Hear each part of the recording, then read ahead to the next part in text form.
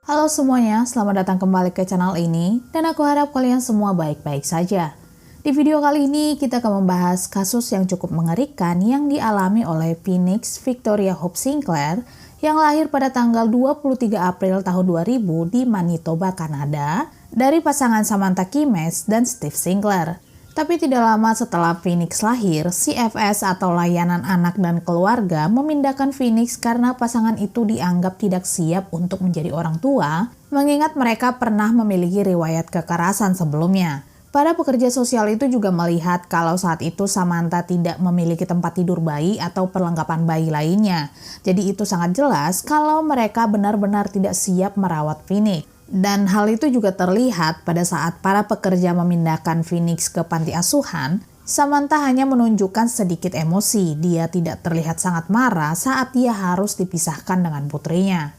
Tapi semua itu hanya berlangsung sementara karena 5 bulan kemudian, tepatnya pada bulan September, Phoenix dikembalikan pada orang tuanya dengan syarat mereka harus menerima pelatihan mengenai cara merawat anak, menjalani evaluasi psikologis, dan akan ada kunjungan rutin dari pekerja sosial.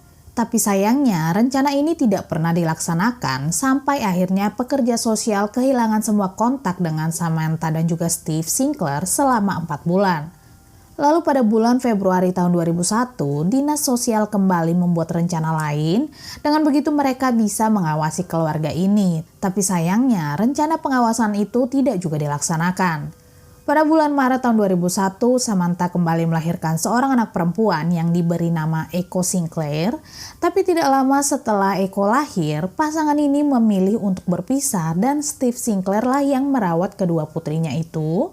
Hingga pada bulan Juli pada tahun yang sama atau lebih tepatnya pada saat Echo berusia 4 bulan, Echo dibawa ke rumah sakit karena dia memiliki masalah pernapasan, tapi sayangnya dia meninggal karena infeksi pernafasan. Sementara Steve yang memang sebelumnya adalah seorang peminum berat kembali meminum alkohol setelah dia kehilangan putrinya. Dan hal inilah yang membuatnya kewalahan sampai akhirnya dia meninggalkan Phoenix bersama dengan Kim Edwards dan Rohan Stevenson yang merupakan teman keluarga mereka. Para pekerja sosial tentu saja tahu mengenai hal ini secara informal, tapi mereka tidak melacak siapa yang benar-benar merawat Phoenix.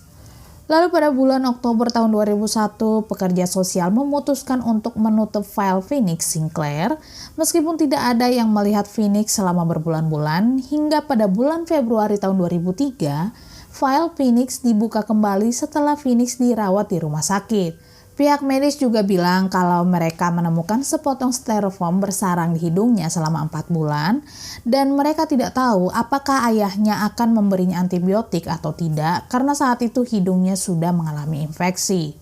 Para pekerja sosial kemudian mencoba mengunjungi Phoenix di rumah Steve Sinclair selama beberapa kali, tapi terkadang mereka tidak bertemu dengan siapapun di rumah. Dan saat mereka bertemu dengan Steve bilang pada mereka kalau putrinya Phoenix tinggal bersama dengan teman-temannya. Setelah mengetahui hal ini dan setelah mereka melihat Steve menjadi pemabuk berat, jadi akhirnya para pekerja sosial memberikan hak asuh sementara kepada Kim Edwards dan Rohan Stevenson. Lalu pada bulan April tahun 2004, Samantha datang ke rumah Kim Edwards untuk mengunjungi putrinya. Dan biasanya Samantha akan membawa Phoenix pergi lalu akan kembali beberapa hari. Tapi sayangnya kali ini Samantha tidak mengantar putrinya kembali. Dia justru membawa putrinya ke rumah kontrakan di Fisher River Reserve di utara Winnipeg.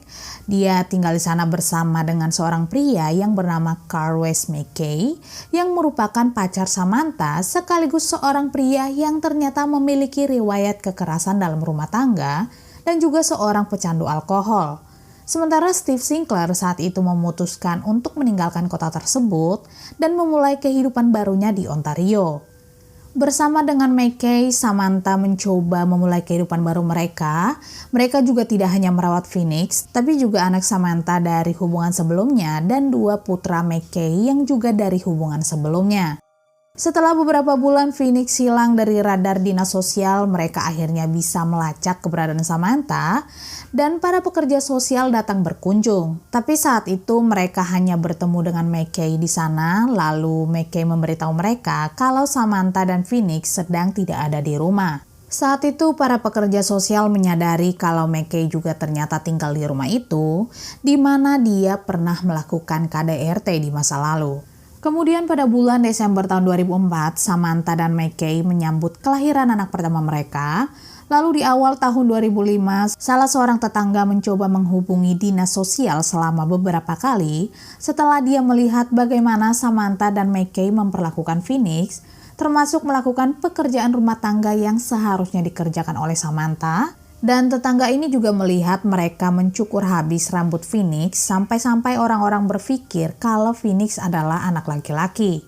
Sebenarnya pada bulan Maret tahun 2005, pekerja sosial datang berkunjung ke rumah Samantha. Tapi sayangnya Samantha mencoba menghalangi mereka untuk bertemu Phoenix dengan alasan kalau saat itu mereka sedang kedatangan tamu. Dan karena si pekerja sosial ini melihat bayi yang baru saja dilahirkan Samantha terlihat dirawat dengan baik, jadi mereka berpikir kalau Phoenix juga pasti baik-baik saja. Tapi sayangnya Phoenix diperlakukan berbeda dengan anak-anak mereka yang lainnya. Lalu pada awal bulan Maret tahun 2006, putra McKay yang berusia 12 tahun bersama dengan ibunya pergi ke kantor polisi dan melaporkan bahwa sebenarnya Phoenix sudah meninggal. Pihak kepolisian kemudian menangkap Samantha dan McKay lalu menginterogasi mereka. Dan saat interogasi berlangsung, mereka mengakui kalau mereka memukuli Phoenix di ruang bawah tanah dan membiarkannya tetap di sana saat mereka pergi ke rumah ayahnya. Lalu setelah mereka pergi, putra McKay yang berusia 12 tahun menyadari ada yang aneh dengan adiknya Phoenix. Biasanya adiknya Phoenix akan mendatanginya sambil menangis ataupun meminta makanan, tapi kali ini dia sama sekali tidak mendengarnya. Jadi dia pergi ke ruang bawah tanah yang kotor, dingin, dan dia menemukan Phoenix di sana sudah meninggal. Putra McKay lalu menelpon kakeknya dan memberitahu kondisi Phoenix, dan saat kedua orang tuanya sampai, mereka memasukkan Phoenix ke dalam bak mandi.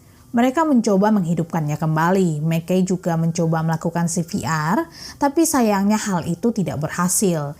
McKay lalu memasukkan Phoenix ke dalam kantong sampah dan meletakkannya di bagasi mobil. Hingga keesokan harinya mereka berdua membawanya ke tempat pembuangan sampah terdekat dan menguburnya di sana. Samantha juga mengakui kalau kejadian itu terjadi pada bulan Juni tahun 2005. Lalu selama beberapa bulan ke depan, Samantha dan McKay mencari seorang anak perempuan yang terlihat mirip dengan Phoenix. Dengan begitu, pekerja sosial tidak akan pernah menaruh curiga pada mereka, dan mereka juga bisa tetap menerima tunjangan kesejahteraan Phoenix. Kemudian saat pengadilan berlangsung, tepatnya pada bulan November tahun 2008, putra McKay yang berusia 12 tahun ikut memberikan kesaksian yang begitu mengerikan di pengadilan.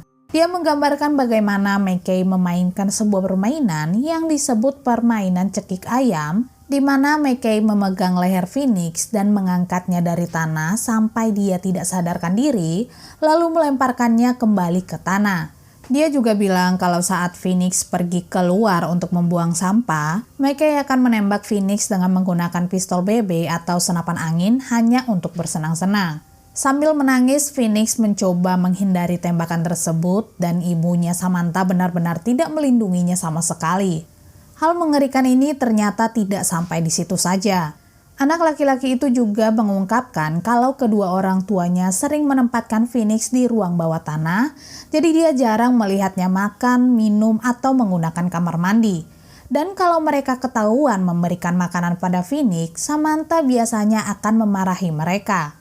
Tidak sampai di situ saja, dia juga menggambarkan bagaimana mereka memaksa Phoenix untuk memakan muntahannya sendiri.